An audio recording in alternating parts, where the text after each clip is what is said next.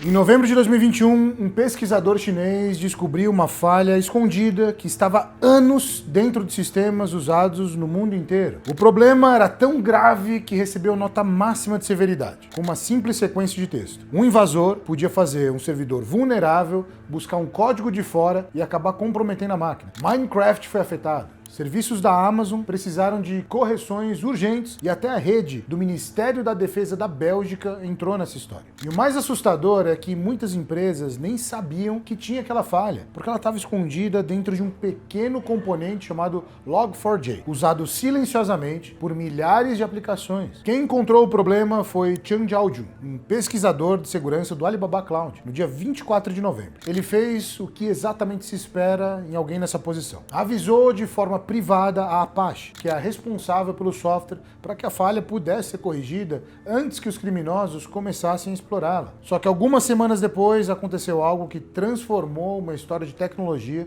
numa história sobre poder. A Alibaba Cloud foi suspensa por 6 meses de uma parceria de cibersegurança do governo chinês. Não porque a descoberta estava errada e nem porque Chang tivesse atacado alguém. O problema era outro. A empresa avisou primeiro quem podia corrigir a falha, mas não informou o governo chinês dentro do prazo exigido pelas novas regras do país. E aí que essa história fica muito maior que um simples bug. Porque uma falha como essa pode ser duas coisas ao mesmo tempo. Para quem quer proteger a internet, ela é um problema que precisa ser corrigido o mais rápido possível. Mas para quem descobre antes de todo mundo, ela também pode ser uma vantagem muito estratégica. Quando eu digo que essa falha colocou empresas do mundo inteiro em pânico, não é exagero não. Nas primeiras semanas, a Tenable encontrou a Log4Shell em aproximadamente 1 em cada 10 ativos que analisou, entre servidores, aplicações e até dispositivos que estavam conectados. Isso teve um custo gigantesco. Um único departamento do governo americano gastou 33 mil horas de trabalho procurando, corrigindo sistemas vulneráveis. O equivalente a uma pessoa trabalhando em tempo integral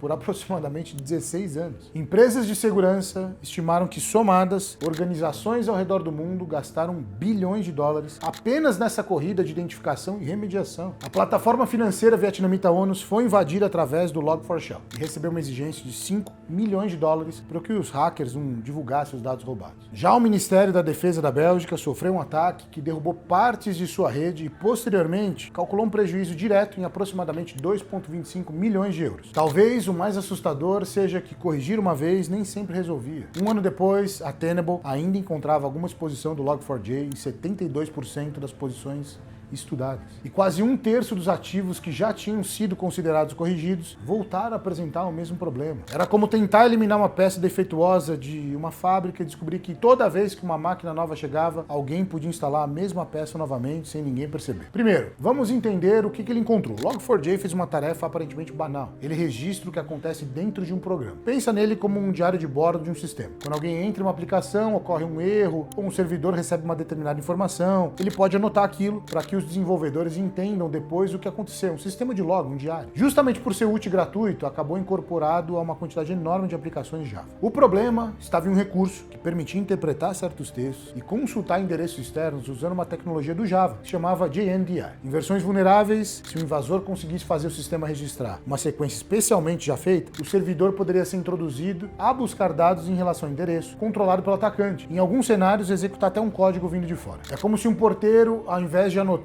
o nome de um visitante que chegou, obedecesse a uma instrução escrita no papel dizendo: vá até esse endereço, pegue uma encomenda e abra aqui dentro. O invasor nem sempre precisava de senha, apenas precisava encontrar algum campo que fosse parar nos registros. No Minecraft, por exemplo, uma mensagem maliciosa enviada pelo chat podia atingir servidores vulneráveis e até determinados clientes conectados a ele. A combinação perigosa, portanto, ficou anos dentro dos sistemas ao redor do mundo antes de ser identificada. Chang Jiaojun não era um hacker agindo sozinho no quarto escuro. Ele fazia parte da equipe de segurança do Alibaba Cloud, uma das maiores empresas de computação em nuvem do mundo, e foi oficialmente creditado pelo projeto Apache como pesquisador que descobriu essa vulnerabilidade. Quando percebeu o tamanho do problema, em 24 de novembro de 21, Chang não publicou a falha na internet, não tentou explorar aquilo e nem transformou a descoberta em um espetáculo para ele ganhar mídia. Ele procurou diretamente os responsáveis pelo Log4j e enviou os detalhes de forma privada, dando à equipe tempo para entender o problema, preparar uma correção antes que aquela informação circulasse publicamente. Esse processo é conhecido como divulgação coordenada. A lógica é simples. Descobrir uma falha crítica é como encontrar uma porta destrancada num prédio lotado. Se você grita grita para todo mundo onde está a porta antes de consertar a fechadura, não está apenas alertando os moradores, também está avisando quem pretende entrar. Por isso, os pesquisadores de segurança costumam procurar primeiro quem consegue corrigir o problema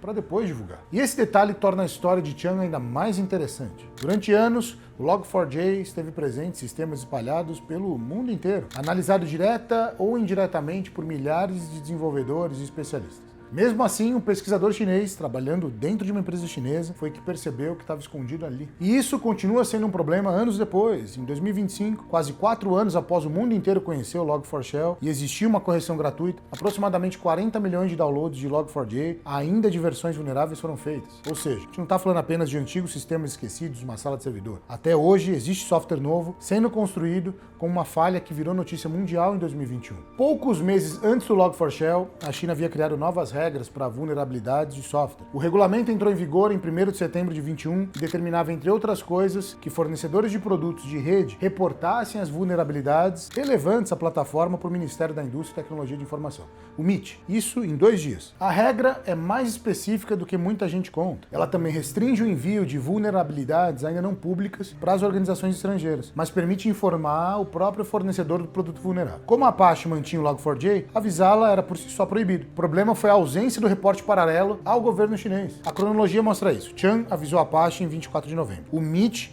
informou que sua plataforma só recebeu um relatório sobre o Log4j em 9 de dezembro, vindo de uma outra organização de segurança. Dias depois, veículos chineses como o China Daily, o Star Market Daily, citando fontes ligadas ao ministério e um aviso interno, relataram que a Alibaba Cloud teria sua participação como parceira da plataforma suspensa por 6 meses por não ter informado a falha de maneira oportuna. A sanção, portanto, foi bem mais específica do que a ideia de que a China puniu o hacker que salvou a internet. Chan não foi preso e nem há evidência pública de punição pessoal. O episódio mostrou uma coisa: Pequim queria estar por dentro do fluxo de informação sobre as vulnerabilidades críticas desde o começo. E não descobrir uma falha desse tamanho junto com o restante da internet é que foi o problema. A justificativa defensiva é bastante lógica. Se uma falha pode permitir a invasão de bancos, empresas de energia, redes militares, servidores públicos, um governo quer conhecê-la rapidamente para descobrir quais sistemas nacionais estão expostos para coordenar uma resposta. O próprio regulamento chinês diz que seu objetivo é prevenir risco de segurança e prever o compartilhamento dessas informações entre os órgãos responsáveis. O ponto delicado é que uma vulnerabilidade, ainda sem correção, também pode ter um valor ofensivo. Se poucas pessoas sabem que uma porta está destrancada, esse conhecimento pode servir tanto para fechar a porta quanto para entrar por ela. É por isso que falas desconhecidas pelo restante do mundo são tão valiosas em operações de espionagem digital. Mas aqui é importante separar o fato da hipótese. A lei chinesa não autoriza o governo a transformar vulnerabilidades reportadas em armas. Não existe evidência de que Pequim tenha usado o Log4Shell dessa forma antes da divulgação. O que existe é uma preocupação entre os especialistas com a centralização dessas informações. Pesquisadores do Atlantic Council argumentaram que as regras de 21 ampliaram significativamente a capacidade do Estado chinês de coletar as vulnerabilidades inéditas. A Microsoft levantou a preocupação semelhante em seu relatório de defesa em 2022. Esse dilema também não pertence só à China. Em 2017, ferramentas ligadas à NSA americana vazaram pelo grupo Shadow Broker. Entre elas estava o Eternal Blue, que explorava uma falha do Windows e depois foi usado pelo ransomware WannaCry para se espalhar por computadores sem correção, atingindo hospitais, empresas e governos de vários países. Os casos não são iguais. Nos Estados Unidos, o debate envolvia uma agência de inteligência que havia desenvolvido e mantido um exploit. Na China, a regra de 21 cria um sistema obrigatório de reporte e coloca o governo muito mais cedo na cadeia de formação. Isso pode ajudar na defesa, mas também concentra poder. Em cibersegurança, saber de uma brecha antes dos outros já é uma vantagem estratégica, mesmo que ela nunca seja utilizada ofensivamente. E se você gosta dessas histórias que usam a tecnologia para entender a China por um ângulo diferente que você não ouvia antes, se inscreve no canal, que teremos muito mais vídeos sobre isso. Para mim, essa história resume uma característica importante da China moderna. De um lado, tem um ecossistema tecnológico capaz de produzir um pesquisador que encontrou uma falha escondida durante anos em um dos componentes mais difundidos da internet. Nenhum outro país descobriu. De outro, existe um Estado que considera que esse tipo de informação é estratégica demais para circular apenas entre as empresas e os pesquisadores. E aí ela cria regras para entrar rapidamente nessa conversa quando dá um problema. Eu sou o Lincoln Fracari, morei mais de 12 anos na China e me conta se você já sabia dessa história, fez sentido. Se você gostou desse vídeo, deixa a sua curtida. Se não estava inscrito, chegou até aqui no final do vídeo, se inscreve no canal também, compartilha ele com mais pessoas e, como sempre, até o próximo vídeo.